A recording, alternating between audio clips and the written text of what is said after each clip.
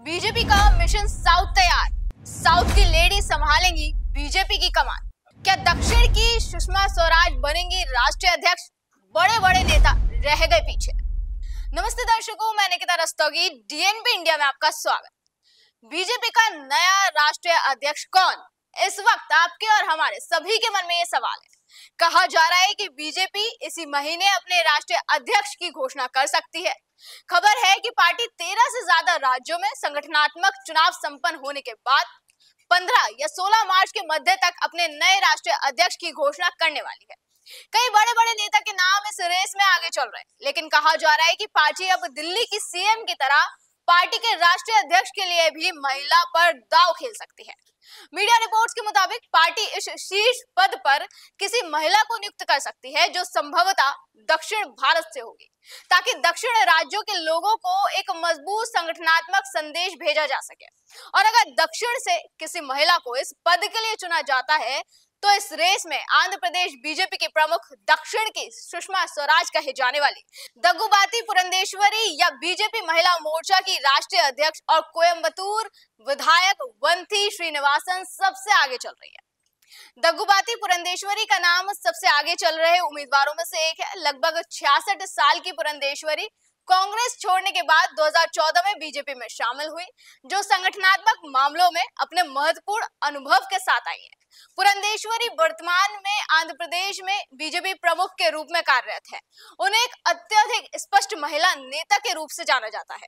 अपनी शानदार व्यक्तित्व, कला और 5 भाषाओं में धारा प्रवाह ज्ञान और दक्षिण की सुषमा स्वराज के रूप में जानी जाती है। पुरंदेश्वरी 5 भाषाओं की जानकार हैं। वो हिंदी, अंग्रेजी, तमिल, तेलुगु और फ्रांस की जानकार है। इसके साथ ही कुचिपुड़ी में भी वो माहिर है। यूपीए 2 की सरकार में पुरंदेश्वरी मानव संसाधन एवं विकास राज्य मंत्री रह चुकी हैं। इसके साथ ही वो साल 2012 में वाणिज्य और उद्योग मंत्रालय में राज्य मंत्री भी रह चुकी हैं। जानकारी के लिए बता दें कि इससे पहले लोकसभा चुनाव के बाद इनका नाम लोकसभा स्पीकर पद के लिए भी आगे चल रहा था। हालांकि बाद में 18वीं लोकसभा के अध्यक्ष लगातार दूसरी बार ओम बिरला चुने गए। वहीं इनके अलावा वंथी श्रीनिवासन का नाम भी रेस में आगे है। बीजेपी महिला मोर्चा की राष्ट्रीय अध्यक्ष वंथी श्रीनिवासन कोयंबटूर से विधायक हैं। वो पार्टी के प्रमुख रणनीतिकारों में से एक है। बीजेपी नेता ने एक टिप्पणी की कि उन्हें अपने मोर्चा के माध्यम से कई सफल आउटरीच कार्यक्रम चलाने का श्रेय दिया जाता है। वो पार्टी में सबसे प्रमुख महिला नेताओं में से एक के रूप में उभरी हैं, जिन पर पीएम नरेंद्र मोदी और अमित शाह का भरोसा है। क्षेत्रीय प्रभाव और राष्ट्रीय एकता को संतुलित करने के लिए पार्टी द्वारा इनमें से किसी एक उम्मीदवार का चयन कर सकती है। वहीं पिछले दिनों दक्षिण से 3 बीजेपी नेताओं के नाम राष्ट्रीय अध्यक्ष के लिए सुर्खियों में आए थे। इनमें कोयला मंत्री जी किशन रेड्डी, गृह राज्य मंत्री बंडी संजय कुमार और कर्नाटक से आने वाले केंद्रीय मंत्री प्रहलाद जोशी का नाम शामिल था। इन नेताओं के नाम के पीछे हवाला दिया गया था कि बीजेपी अब दक्षिण की तरफ आक्रामक तरीके से रुख करना चाहती है।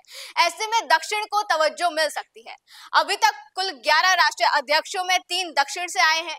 इनमें बंगारू लक्ष्मण, जे कृष्णमूर्ति और वेंकैया नायडू का नाम शामिल है। लेकिन बात करें अगर महिला अध्यक्ष की, तो बीजेपी के स्थापना से लेकर अभी तक कोई भी महिला राष्ट्रीय अध्यक्ष नहीं बनी है।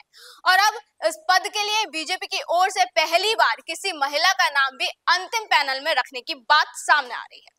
बीजेपी इस वक्त मिशन साउथ पर काम कर रही है और साउथ में भी भगवा लहराने के लिए हर दांव पेच आजमा रही है। दरअसल 2026 में पश्चिम बंगाल के साथ तमिलनाडु और केरल में चुनाव है। बीजेपी राष्ट्रीय अध्यक्ष की नियुक्ति में भविष्य में संभावित विस्तार को ध्यान में रखकर फैसला ले सकती है। इसमें तमिलनाडु राज्य पर बीजेपी विशेष फोकस कर सकती है। ऐसे में दक्षिण के नेता को राष्ट्रीय अध्यक्ष का पद मिल सकता है। हालांकि इसके अलावा बीजेपी के नए राष्ट्रीय अध्यक्ष के लिए दावेदारों में धर्मेंद्र प्रधान, भूपेंद्र यादव, सुनील बंसल का नाम भी सामने आया है। लेकिन अब बीजेपी का फुल फोकस मिशन साउथ पर ही है। तेलंगाना और कर्नाटक दोनों राज्यों में कांग्रेस की सरकार है। ऐसे में कांग्रेस की भी टेंशन बढ़ सकती है। फिलहाल नाम तो कई चर्चा में है, लेकिन आखिर में पार्टी किस नाम पर मोहर लगाती है उसके लिए हमें और आपको करना होगा थोड़ा इंतजार। अभी के लिए इतना ही। आप देखते रहे डीएनपी इंडिया। नमस्कार।